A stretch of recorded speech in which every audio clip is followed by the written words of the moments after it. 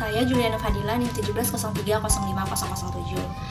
Pengertian pengawetan bahan alami yaitu bahan pengawet alami merupakan bahan pengawet yang berasal dari bahan alami atau bukan bahan kimia.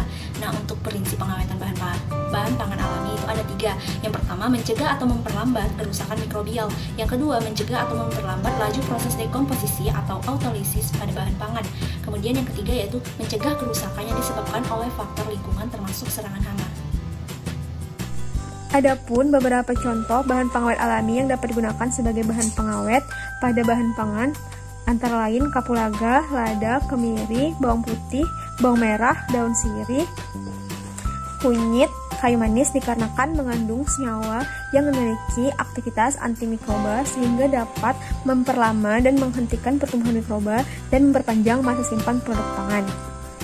Adapun beberapa contoh aplikasi penggunaan bahan pengawet alami pada bahan pangan antara lain daun sirih digunakan sebagai bahan pengawet alami pada produk ikan gembung, kemudian bawang putih digunakan sebagai bahan pengawet alami pada produk tahu, dan juga bawang merah digunakan sebagai bahan pengawet alami pada produk ikan gembung. Bahan dan alat yang digunakan dalam pengawetan bahan alami yaitu bahan yang digunakan ada daun sirih, ikan gembung 2 ekor, serta air. Sedangkan alat yang digunakan ada baskom, pisau, dan talenan. Prosedur yang digunakan yaitu pada uji kontrol, pertama, ikan gembung dibersihkan perutnya dan dicuci sampai bersih. Lalu dimasukkan ke dalam wadah dan dimasukkan air yang telah masak. Lalu diamati pengamatan 10 jam, 11 jam, dan 12 jam. Dilihat dari tampak visualnya. Uji selanjutnya menggunakan daun sirih. Pertama, ikan dibersihkan perutnya lalu dicuci sampai bersih. Selanjutnya untuk perebusan, air dimasukkan ke dalam panci perebusan dan dimasukkan daun sirih selama 15 menit. Lalu dihitung suhu yang digunakan. Setelah daun sirih direbus, air rebusan disaring dan ditunggu hingga dingin. Setelah air dingin, ikan dimasukkan ke dalam wadah tersebut. Diamati kenampakan visualnya dengan jam ke-10, jam ke-11, dan jam ke-12.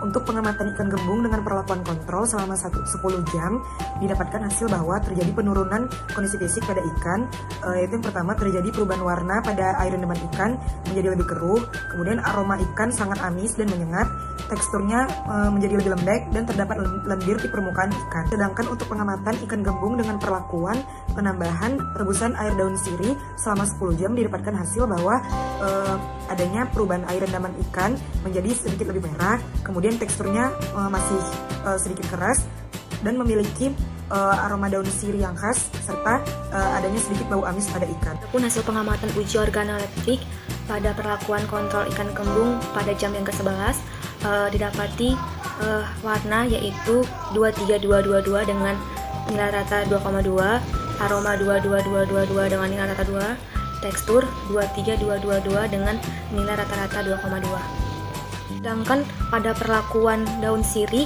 didapati warna ikan gembung itu 33334 dengan nilai rata 3,2, aroma 34333 dengan nilai rata 3,2, tekstur 34343 dengan nilai rata 3,4.